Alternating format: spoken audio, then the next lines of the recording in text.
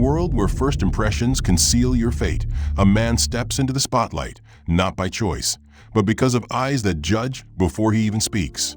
He moves through polished airport terminals, dressed simply but with quiet dignity, marked not by wealth or status, but by the color of his skin and a scar that tells of battles unseen.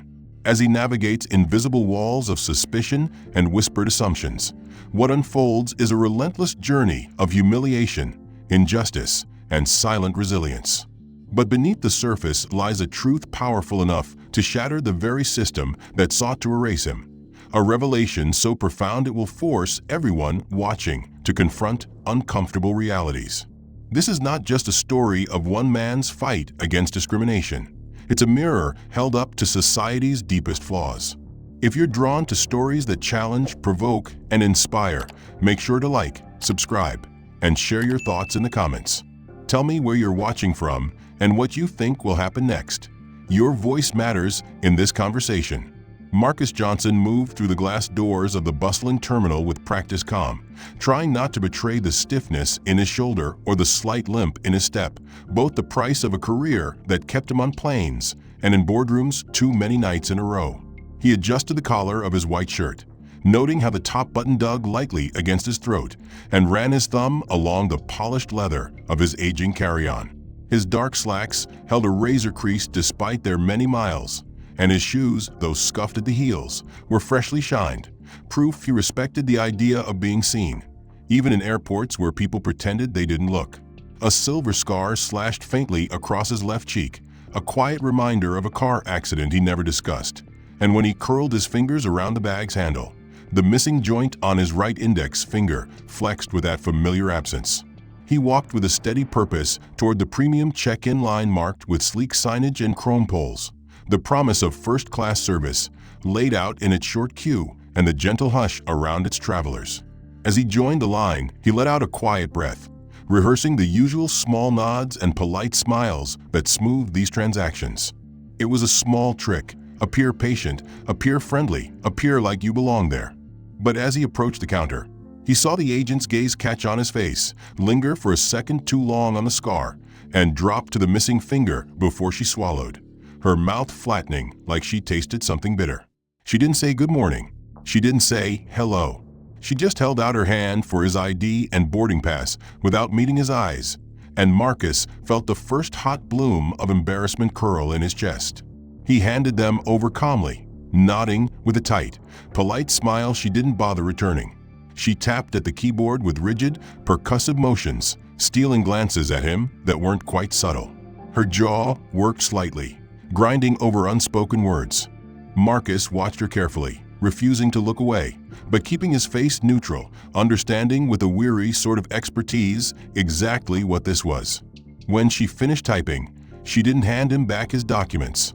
She turned her head and leaned toward the next agent, voice dropping low, but not enough to hide the conspiratorial hunch of her shoulders. He couldn't hear the words, but he saw the way the other agent's eyes lifted to examine him, narrowed fractionally, and then flicked away with a dismissive shrug.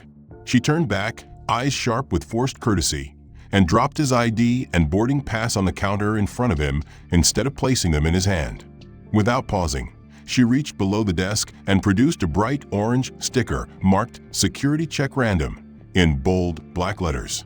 She pressed it onto the handle of his carry-on, the adhesive crackling loud enough that the businessman behind Marcus cleared his throat uncomfortably. Marcus inhaled through his nose. He felt the gaze of everyone behind him in the priority line land on his back, bouncing from the scar on his face to the ugly orange marker that now declared him as singled out. He said nothing.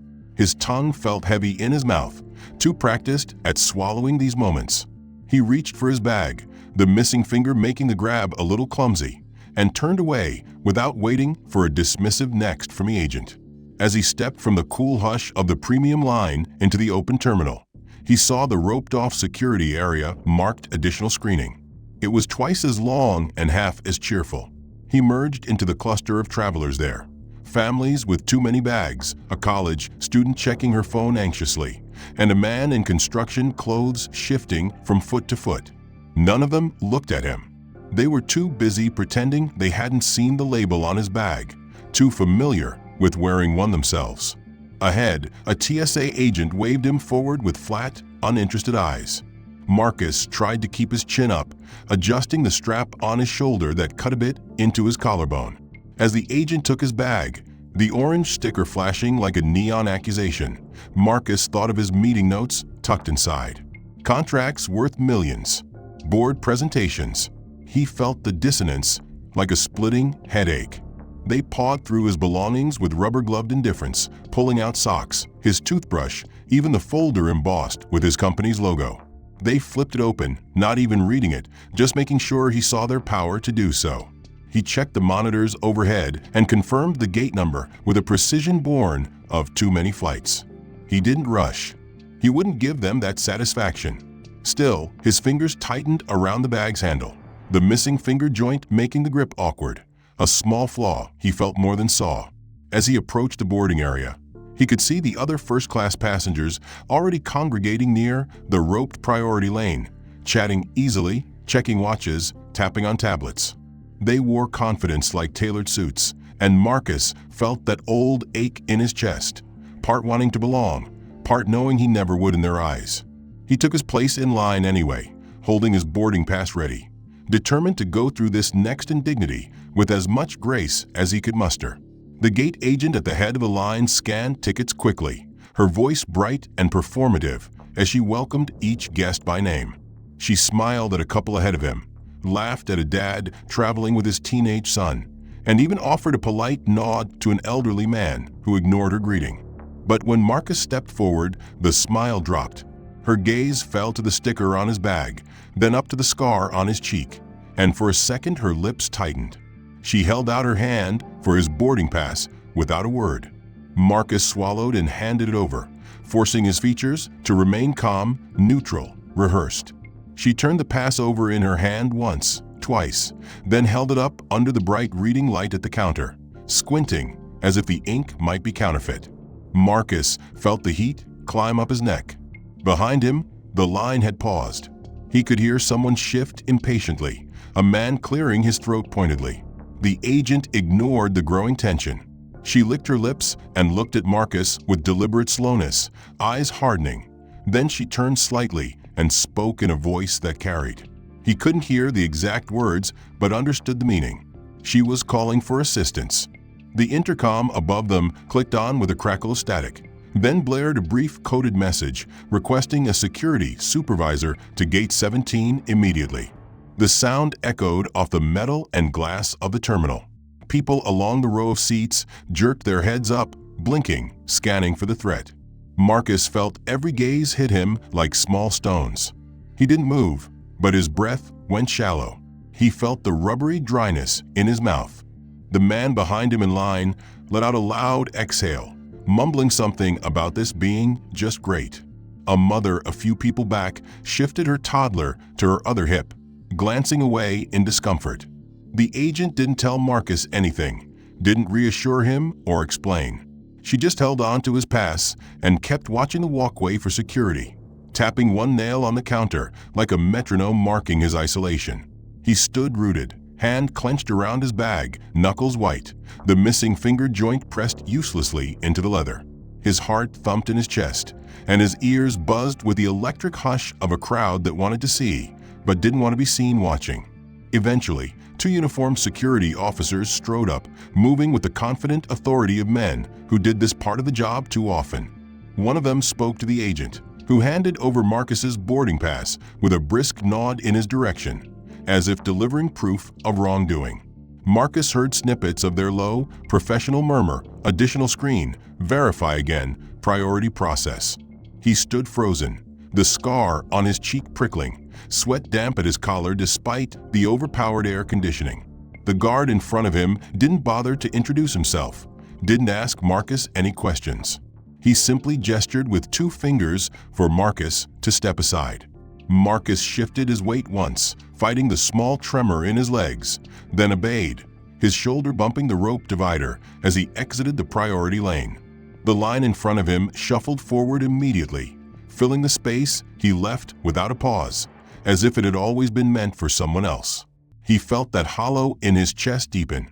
The guard held onto his boarding pass and walked just a half step too quickly for Marcus to catch up without hurrying. He had to scuttle slightly to keep pace, his bag thumping against his leg with every awkward step.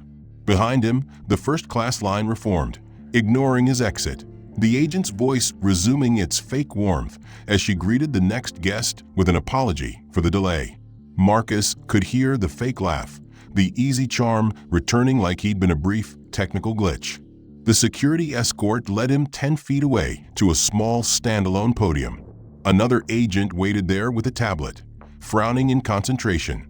They scanned his boarding pass again and again, making a show of comparing it to the manifest on the tablet. Marcus could see his own name on the screen from where he stood, but they didn't let him come closer.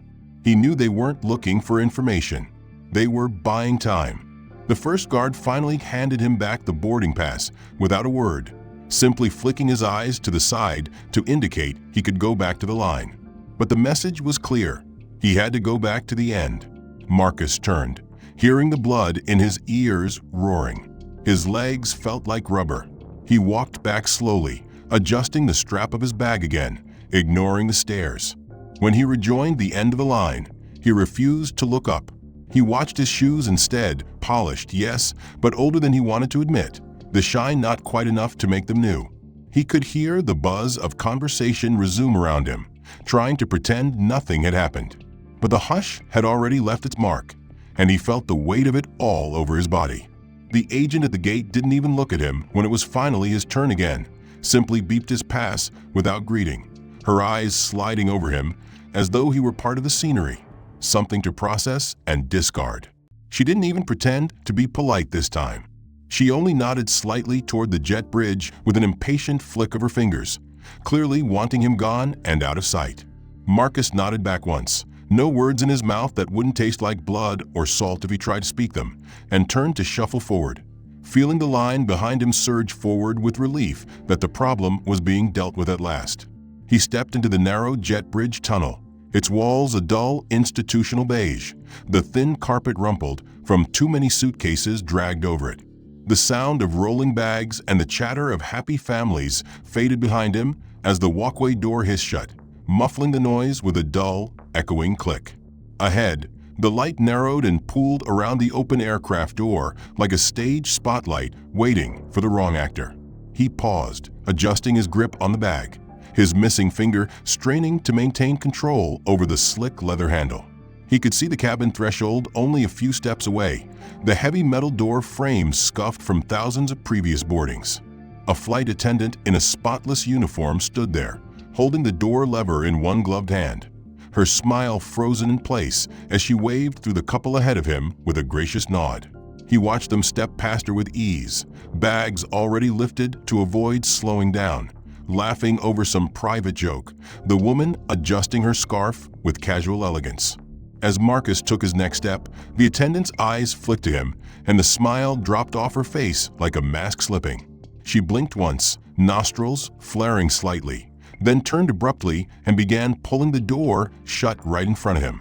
The heavy door thudded closed with a dull, final echo, the rubber gasket squealing as it compressed into place. Marcus stopped short so fast his heel scuffed the carpet, making him rock forward awkwardly before catching himself. His heart lurched against his ribs, heat rising up the back of his neck. He stood there, frozen in the silence, gripping his bag like a lifeline, listening to the faint but unmistakable metallic clunk of the locking mechanism engaging. For an instant he thought it had to be a mistake, that she would reopen it immediately, apologize, wave him in with a cheery welcome. Instead, he heard nothing. The only sound was the muffled movement of other passengers moving further down the jet bridge behind him, the whisper of their clothes brushing against the narrow walls as they stopped short, blocked by his still body. He didn't turn around, but he could feel the pressure of them stacking up behind him, the confusion in their voices rising in volume. A man muttered under his breath, telling someone to hurry it up. A woman's nervous laugh trailed off awkwardly. Marcus felt the heat in his face burning now, the scar on his cheek tingling like it was lit from within. He knocked gently on the door, 2 fingers tapping twice. The sound was swallowed by the thick metal. He waited, chest tight, every heartbeat thudding in his ears, as the pressure behind him built into a collective, frustrated exhale. Finally, with a metallic sigh and a stuttering squeak, the door lever twitched and the door began to open again. Slowly, painfully slowly, the seam of light grew from a hairline crack to a narrow vertical gash. Marcus didn't move. He forced himself to stand perfectly still even though every muscle in his leg screamed to run. The door swung wide enough to admit one person. The flight attendant on the other side had changed. The woman from before was gone, replaced by a new attendant who looked slightly younger but wore the same crisp uniform and corporate smile that didn't reach her eyes. She didn't say a word as her gaze fell on Marcus. Her eyes swept from his polished but old shoes up to the orange security sticker that still clung to his bag handle, its corners curling. She lingered there, and Marcus felt his fingers clench so hard the handle creaked under the strain. Then her eyes flicked up to his face, stopping at the silver scar that caught the overhead lighting. For a moment she simply stared at it, expression tightening into something unreadable but undeniably cold. Without a single word, she moved her body a fraction of an inch to the side, opening just enough space for him to pass. It was not an invitation. It was permission given begrudgingly, like letting a stray dog in from the rain because it wouldn't stop whining at the door. Marcus felt the sting behind his eyes, the pinpricks of heat that warned him tears might threaten if he let himself blink too long. He didn't blink.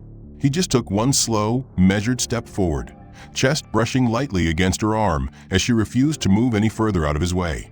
He felt the stiffness of her posture, the controlled recoil, as if he might be contagious. The people behind him finally began shuffling forward too, filling the space he left as if he had never been there. The attendant didn't greet him. She didn't even look at his boarding pass, though she flicked her eyes down once at it, dismissing it as unnecessary.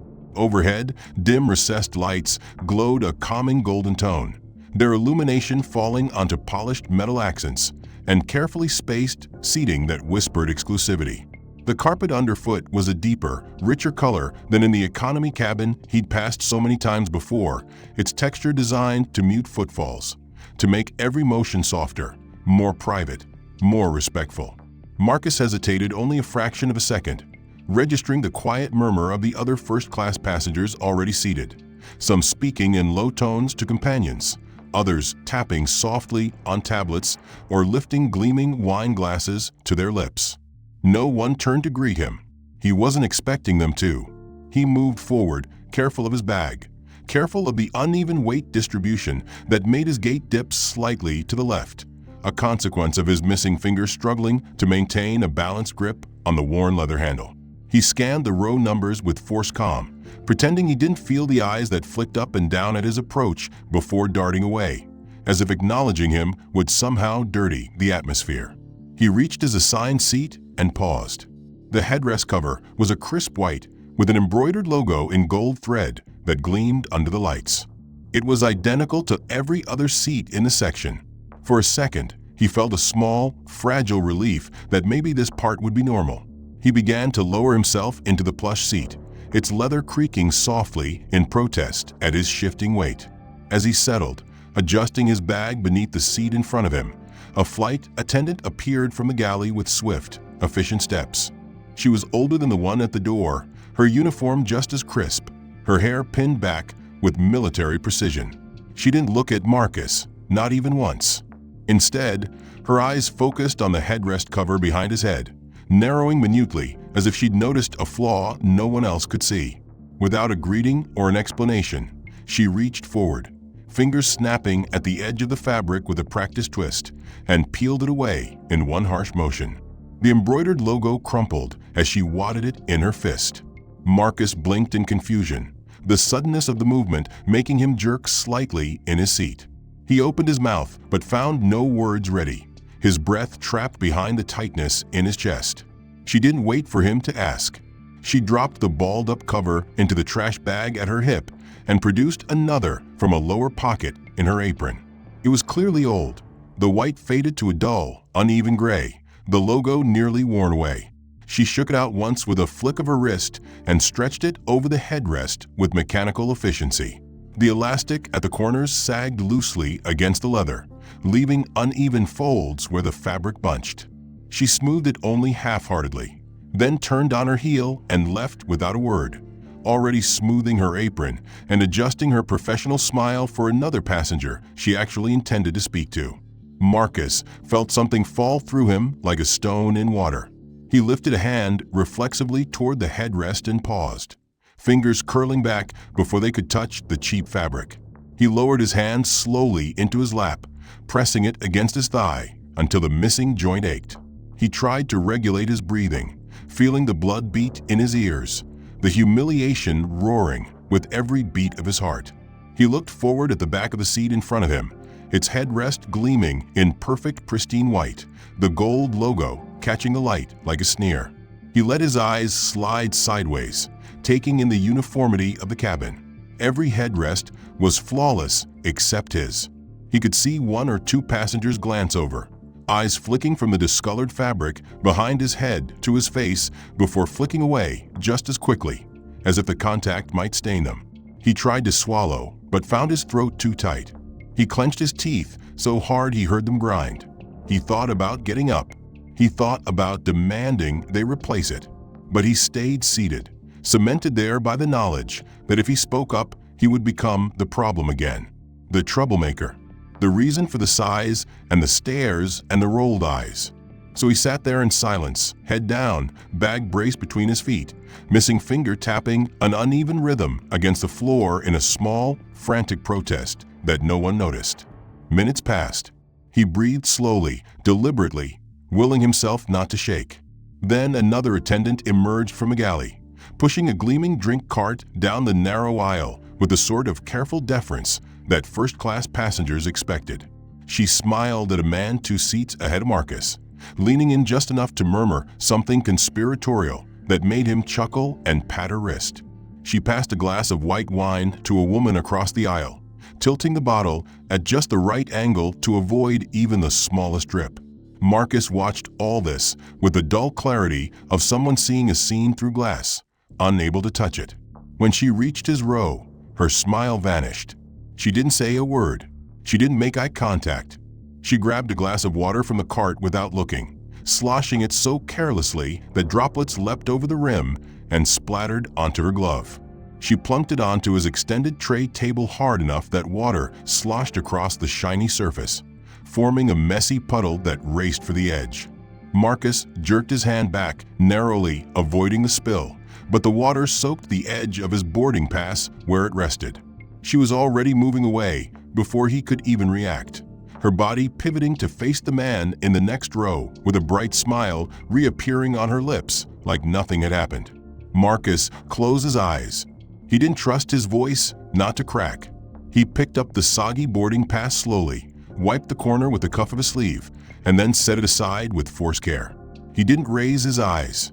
He didn't want to see the bright, polished interactions happening just a few feet away. But he heard them clearly. The gentle laughter, the careful inquiries about dietary preferences, the softly spoken reassurances about special wine pairings. The flight attendants had mastered the choreography of making passengers feel important, moving with the seamless grace of dancers in a private show. Each greeting was delivered with a small deferential bow of the head. Each drink was placed on a crisp white napkin. Each menu was handed over with both hands, a silent acknowledgement of its significance. Marcus heard the rustle of those menus as they were opened and read, the muted excitement of people considering choices that had been designed to signal their value. He waited. He told himself he wouldn't assume anything, wouldn't expect the worst.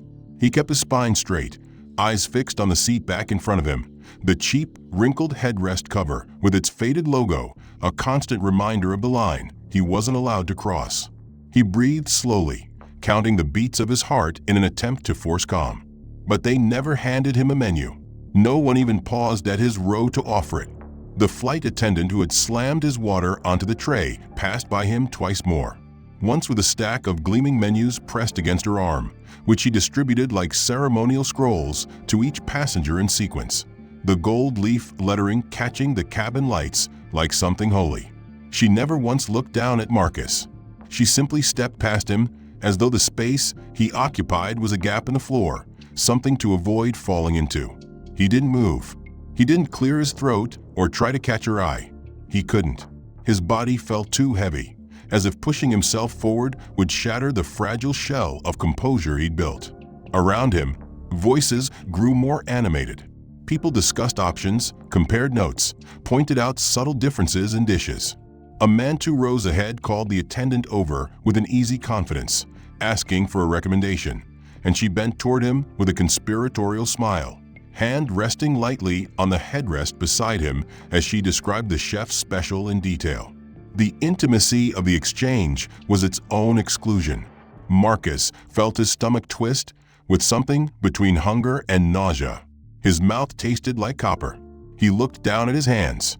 The missing finger joint felt more conspicuous than ever. The scar on his cheek, a brand that burned hotter with each glance he imagined was sneaking his way. He adjusted his tie unnecessarily, the knot already perfect, just to give his hand something to do. When the drink service returned, the same attendant glided down the aisle, the tray glinting with polished glasses. She paused to refill someone's champagne flute, the bubbles racing to the rim in tiny celebratory explosions. She made a joke he couldn't hear clearly, but caught the man's delighted laugh. Then she moved past Marcus without slowing. The tray tilted slightly, so the glasses clinked like they were toasting his absence. He felt his throat tighten. The first shiver of anger coiled under his ribs, but had nowhere to go. He swallowed it down hard.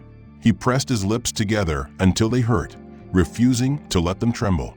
When the laughter died down and the cabin settled into a hush of anticipation for dinner, Marcus finally forced himself to move. He lifted his hand, slow and deliberate, and pressed the call button above his head. The soft plastic clicked under his finger, the red light flicking on like a flare in the dark, a beacon of need he hated to see. He dropped his hand immediately, tucking it between his knees, willing it to stop shaking. He didn't let himself look around, but he heard the subtle shift in the seats near him as people noticed the light. He could imagine the glance of the woman across the aisle, the tiny wrinkle of her nose at the idea of being disturbed. He heard a man sigh, just loud enough to be dismissive, but quiet enough to claim innocence if challenged. The minutes passed. The red light continued to glow accusingly. Marcus felt it like a spotlight on a stage, pointing out the one man who didn't belong, who needed something, who couldn't just sit and enjoy the perks he hadn't really earned. He waited and waited. No one came. He flexed his fingers once, then again, the missing joint making the motion lopsided, the scar on his cheek tight as his jaw clenched. He closed his eyes for a moment, long enough to see the afterimage of that hateful red light burned onto the inside of his eyelids. He wanted to slam his fist into the tray table. He wanted to stand and shout, but instead he breathed slowly, evenly, the way he had learned to do in countless meetings where his ideas were dismissed with a polite smile, in hotel lobbies where he was asked to prove he was a guest, in elevator rides where security guards checked his badge twice while others breezed in. He opened his eyes. The light was still on. It had started to look pathetic now, blinking like a desperate plea rather than a demand. He lowered his gaze to his lap and let his shoulders slump just slightly, a tiny betrayal of the perfect posture he'd forced all this time. Marcus had kept his gaze down, fixed on his wrinkled slacks, his fingers interlaced in his lap in a pose that looked calm but felt like a prison. His missing finger joint pressed against the meat of his other hand, a dull, familiar ache that reminded him that even his body bore proof he didn't belong here. He tried to tune out the noise of clinking glasses and low laughter around him. The words were muffled, but the tone was unmistakable. Comfort, confidence, belonging. He found his breath slowing, an old coping mechanism, willing his pulse to steady even as shame vibrated through his chest like a plucked string. It had almost worked until he heard the slow, deliberate footsteps. A hush fell over the aisle ahead of him, subtle but perceptible. The atmosphere shifted like air pressure before storm. Marcus didn't lift his head right away, but he could see the polished black shoes appear in his peripheral vision, planted firmly in the aisle by his seat.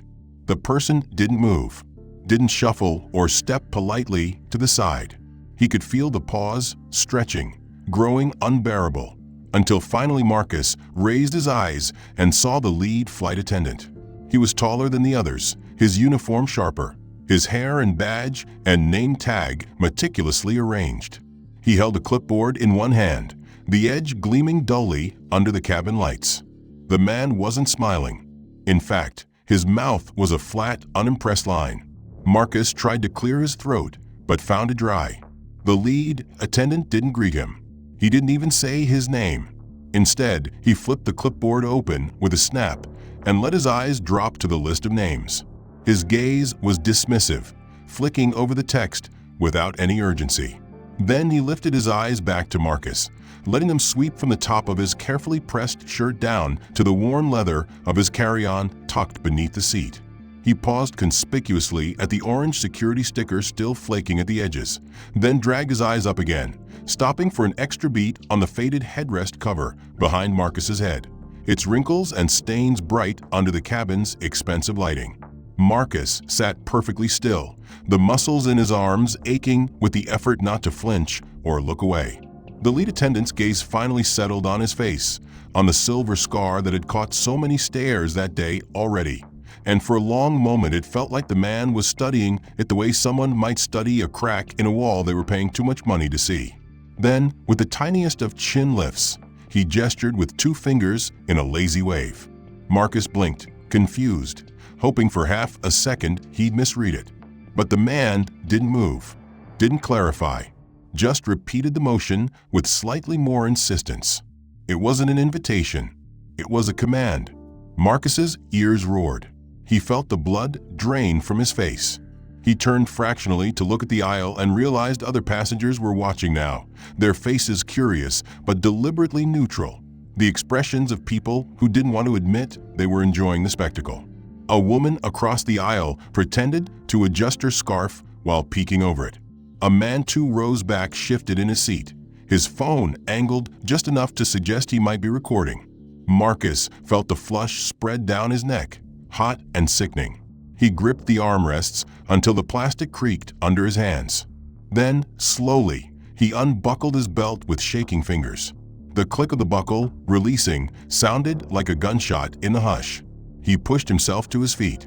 He tried to do it smoothly, to retain some dignity, but his legs had gone stiff from sitting tense for so long, and he stumbled forward half a step before catching himself. The lead attendant didn't step back to make room. Marcus was forced to turn awkwardly sideways to clear the space, his bag bumping against the seat in front of him with a dull thud that made someone tut in irritation. He straightened as best he could in the narrow aisle, clutching the seatback with one hand, the missing finger joint making his grip look strange and incomplete. He felt the cabin lights pick out every contour of his face, the scar stark in the glow, the sweat beading on his brow. The lead attendant raised the clipboard again and pretended to check the list, as if he hadn't already memorized it. Then he looked Marcus up and down one more time, eyes lingering with a cold clinical disapproval that felt like a slap. He nodded curtly, an almost imperceptible signal, and mumbled something into his shoulder mic. Marcus couldn't hear the words, but the effect was immediate. Another attendant appeared behind the lead, waiting just behind Marcus like a looming shadow, blocking any attempt to sit back down. The people seated nearby shifted, leaning fractionally to get a better view. He felt the weight of their stares on his back like a lead blanket. Somewhere to his left, a phone camera lens glinted, the tiny green light blinking on, capturing every second. He heard a low snicker from a pair of seats further back, quickly muffled but unmistakable. His throat constricted so hard he almost coughed. He forced the air through his nose instead, nostrils flaring like an animal trying not to show fear. The lead attendant finally gestured vaguely toward the front of the plane, dismissing Marcus as if he were an underperforming waiter. Marcus couldn't speak. His mouth had gone dry as chalk. He turned slightly, clutching his bag handle so hard his knuckles hurt, the missing joint pressing painfully into the leather. He managed a half step forward, and the other attendant behind him shuffled in close, ensuring he couldn't turn back. He heard a hiss of fabric as someone adjusted in their seat, the scraping noise loud in the hush, a cough, a titter, a mumbled comment that might have been unbelievable. But no one intervened. No one told the attendant to stop. No one suggested Marcus sit back down. He forced himself to keep his shoulders square, to move with slow dignity. But the truth was his legs trembled with humiliation. The cabin lighting didn't soften or hide anything. The bag at his feet refused to come cleanly with him on the first pull. The handle caught on the edge of the seat frame, jerking his wrist hard enough that the missing joint twinged with a sharp, hot pain. He had to bend fully at the waist, nearly folding himself in half in the cramped space, to wrestle it free. In that moment, his head dropped below the eye line of the seats, giving him a fleeting second of blessed invisibility, but it felt like groveling. He could hear the scrape of fabric as the attendant behind him shifted impatiently. Marcus straightened slowly, clutching the bag tighter than necessary, the old leather digging lines into his palm. The missing finger joint forced him to grip it at an odd angle, making the weight swing unpredictably. He adjusted it, trying not to let it bump the seat in front of him, but the effort was wasted. The aisle was too narrow. As he twisted to face forward, the bag smacked softly against the edge of a seat where a businessman recoiled minutely, his tailored sleeve brushing back as if contact alone might stain him. Marcus didn't apologize. He didn't trust his voice not to crack. He swallowed instead, hard enough that he felt it grind in his throat. The lead attendant made no move to help or step aside. Instead, he simply pointed imperiously toward the front of the plane. Marcus obeyed, the muscles in his jaw clenching until he felt his teeth grind together. He stepped forward, the internal security staffer emerging from the galley like a shadow given form. The man was broad through the shoulders, his uniform crisply pressed, the logo of the airline gleaming on a polished pin over his breast pocket. He didn't say a word, didn't meet Marcus's eyes. He simply moved to stand directly in the aisle beside Marcus, close enough that their shoulders almost brushed, but with his torso angled slightly outward to ensure Marcus felt hurted without ever being physically touched. It was an old trick, implied force. The suggestion that if Marcus made any move but forward, he'd collide with a wall of official authority. The attendant behind him pressed closer to, boxing him in from behind. Marcus's mouth went dry, breath ragged and loud in his ears. He wanted to spit, to clear the taste of shame that flooded over his tongue like bile, but he swallowed it instead. He tried to shift his bag to the other hand, the one with the intact fingers, but the corridor was too narrow. He was forced to carry it with the awkward, clumsy grip, feeling the strain in his forearm as the weight threatened to twist out of his grasp. He set one foot forward, then another. The security man matched him step for step, unhurried, as if they had all the time in the world to parade Marcus down the length of first class. The plane was silent. No music, no PA announcements. Just the whisper of conditioned air and the low, hush-hush muttering of passengers pretending not to watch, but utterly transfixed. Marcus felt their eyes on him. He didn't look at them. He stared at the patterned carpet, watching the blue and gray thread shift onto the harsh overhead lighting, the glow too bright, bleaching the colors to something institutional and cold.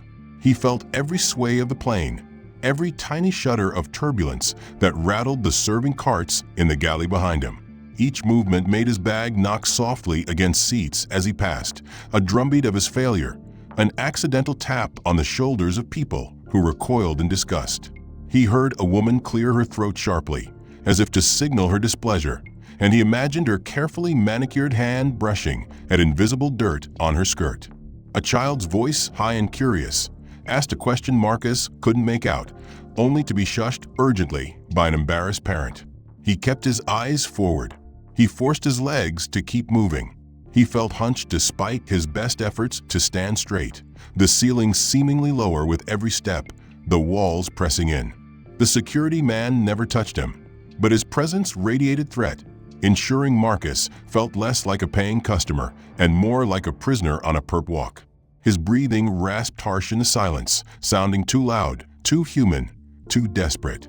He tried to slow it, to appear calm, to salvage some piece of dignity, but the tremor in his chest betrayed him. He felt sweat gather at the small of his back and roll down in a cold trickle he couldn't wipe away.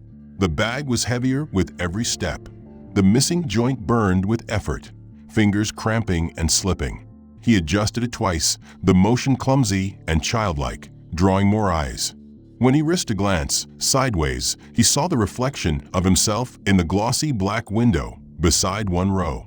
He saw the hunched shoulders, the two shiny eyes, the set of his mouth like he was biting back tears or curses or both.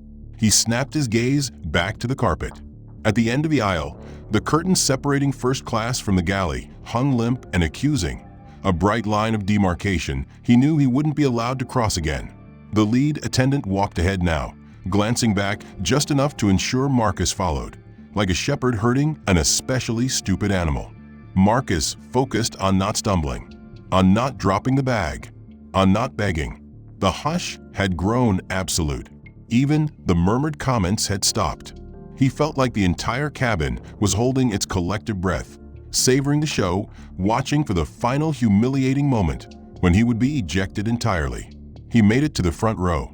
He turned awkwardly as instructed, feeling the bulk of the bag swing, and bumped one last seat. A uniformed staff member stood nearby, his body language rigid, the space he left around himself vast and deliberate, as if Marcus might carry some unseen affliction that required isolation. The man's eyes flicked away when Marcus glanced toward him, refusing any contact, his posture saying loud and clear that Marcus was to be ignored and avoided. The sting of that cold, calculated rebuff settled in Marcus's chest like a fist tightening over his ribs, squeezing out what little breath he'd managed to hold steady throughout the flight. He pushed forward without a word, every step measured, careful not to stumble under the weight of humiliation. The jet bridge narrowed around him, its walls closing in with peeling paint, and a faint hum of air filtration systems that did nothing to drown out the faint murmur of voices just out of sight. Marcus's senses sharpened, catching snippets of the quiet conversation around him, fragments of laughter that dipped quickly into low voices. He could hear the almost inaudible sound of fingers pointing, the soft rustle of uniforms, as a small cluster of ground crew huddled near the bend of the corridor, their heads tilting toward him with thinly veiled amusement. The moment felt orchestrated, the timing cruelly precise. They didn't need to say anything loud to make their message clear. The smirks and the quick looks said everything. You are not welcome here. Marcus kept his gaze fixed straight ahead, his throat tight with the effort not to choke on the bitterness pooling at the back of his mouth. His footfalls created a staccato rhythm against the metal floor plates, the sound amplified by the narrowness of the passage. The hallway seemed endless, a gauntlet designed to strip away every ounce of dignity before he reached the airport terminal. Behind him, he felt the pressure of their presence, as if a pack of vultures had closed in, circling patiently to watch the inevitable collapse. Marcus's hand tightened around his bag's handle, the leather rough against his skin, the missing joint making the grip feel incomplete, awkward, an emblem of the fracture that the day had left on him. He thought about how many times he had been here before, in different airports, different cities, under different circumstances, but the same ugly weight of exclusion.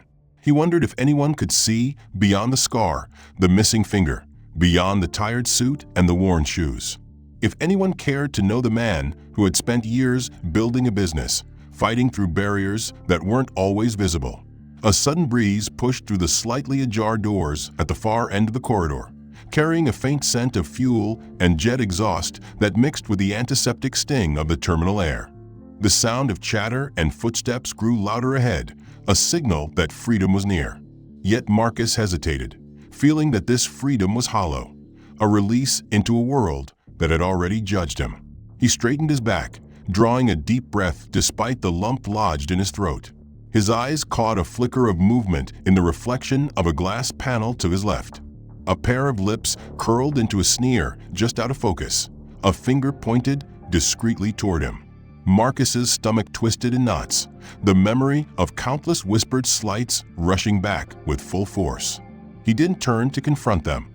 He refused to give the bystanders the satisfaction of his reaction. Instead, he stepped forward again, feeling the cold bite of the air conditioning as the doors at the end swung open to the bustling terminal. The noise of the crowd was a shock after the oppressive quiet of the jetway. People bustled past him without a glance. No one offered a helping hand or a smile of acknowledgement. No one pretended that his presence mattered. The weighted silence from the plane had followed him here, invisible but suffocating. Marcus kept his head down, scanning the crowd for familiar faces, for anyone who might offer a shred of kindness. But all he found were eyes averted, faces turned away, strangers lost in their own worlds. His heart felt like a stone in his chest, dragging him downward even as he pushed forward. The tiled floor stretched endlessly beneath him, the bright terminal lights harsh and unforgiving. The shiny surfaces reflected the passing faces, glamorous travelers with families, business people checking phones, tourists clutching tickets. None acknowledging him except to step aside, often with a subtle expression of discomfort or disdain. A group of airport workers leaned against a wall nearby, exchanging quiet jokes that stopped abruptly when their eyes caught Marcus's figure. A low chuckle escaped one, and heads turned sharply to avoid being caught. The laughter wasn't loud, but it was venomous, a sound that slithered through the air and settled in Marcus's ears like poison. He fought the urge to look back, to confront the cruelty, but he kept his gaze fixed ahead, willing his legs not to buckle under the weight of every moment. The terminal was a gauntlet, but this time it was the world itself that stood as his obstacle. Marcus thought of the contracts tucked safely in his bag, the business empire he had built through sheer will and relentless work. He thought of the countless hours spent negotiating deals, breaking ceilings that were never meant to be broken. Yet here, in this moment, all of that seemed meaningless against the wall of disdain that greeted him. A flight board overhead flashed with departing flights, the names and numbers scrolling by in cold indifference. Marcus looked up briefly, seeing destinations he might never reach without the weight of yesterday's humiliation clinging to him like a second skin. His breath came uneven, a tight knot of emotion threatening to unravel. The ache in his chest was a familiar one, the cost of being seen as less, of being reduced to a mark, a stereotype, an obstacle to be avoided. He wanted to scream, to cry, to demand justice in a world that seemed deaf to his presence. Instead, he walked on, silent and solitary. At the far end of the hall, his ride awaited, a car that would take him away from this place, but not from the memories etched into every step of his journey. Thick folders, crisp with the weight of contracts and confidential documents, fanned out across the tiles, each cover emblazoned with the unmistakable logo of one of the world's leading international logistics corporations, Marcus's company. His full name was printed boldly on the front page of a contract that detailed a multi-billion-dollar deal, a deal that had been on the verge of finalization with the very airline he had just been publicly humiliated by. Marcus froze for a heartbeat, the papers scattered like shattered fragments of his dignity, the sharp sting of vulnerability slicing through him deeper than the previous hour's degradation. A sudden rush of movement followed as a nearby passenger in first class, a sharply dressed man with a silver streak in his hair and an expression of polite concern, bent down instinctively to help gather the documents. As the man's eyes caught the company logo and the large contract title, his fingers hesitated over the papers, a flicker of disbelief crossing his face. He straightened abruptly, eyes widening as he glanced upward at Marcus, the disbelief giving way to a stunned recognition. Around them, other passengers began to notice the commotion. Phones were already being raised, cameras flicking on discreetly to capture what was unfolding. Whispered conversations blossomed, voices low but growing steadily in urgency. The news passing from one row to the next like a flash flood of revelation.